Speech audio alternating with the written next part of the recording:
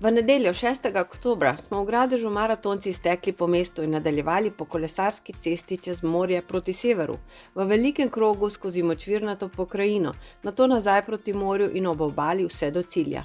Dan je bil brez oblačka, rahlo vetroven, v drugi polovici maratona, ki je potekal večinoma brez senc, pa je postalo kar vroče. Na začetku sem tekla malo za skupino z zajčkom za 3 ure, med katerimi je bila tudi zmagovalka bovškega maratona, Italijanka Elisa Pivetti. Dolgo sem jih razdalje spremljala, čeprav smo imeli čez morje nasproten veter. Verjetno sem tu porabila nekoliko preveč energije. Nekaj časa je v mojem zavetrju tekla tretjeuvrščena ženska, a je po 10. kilometru nekoliko popustila. Moj načrt je bil tempo 4:30 na kilometer. Prvih 15 km sem šla rahlo prehitro, s tempom 4:25, srednjih 20 km pa po načrtu.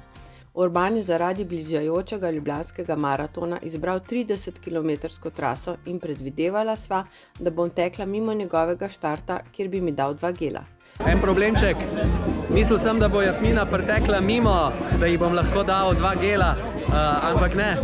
Trasa celega maratona gre 2 km mimo nas in jo po 2 km imamo skupno traso, tako da upam, da jo bom čim prej ulovil, da dobi hrano.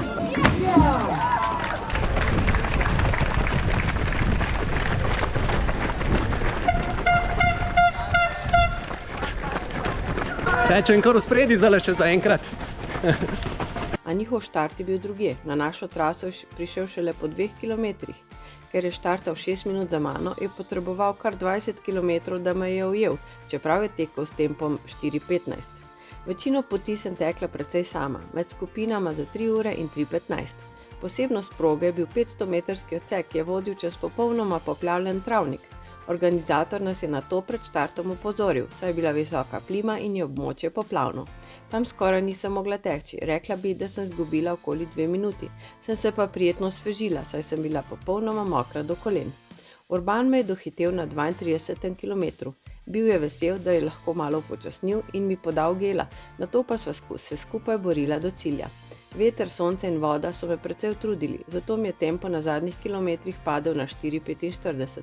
V cilj sem pritekla s časom 3 ure in 14 minut, kot druga maratonka.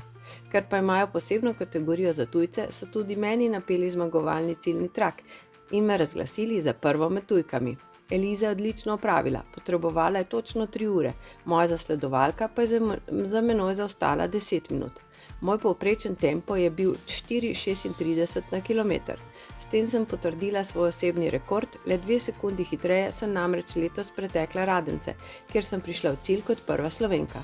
Pred mano je bilo 20 moških, 224 pa jih je bilo za mano, poleg tega tudi 53 maratonk.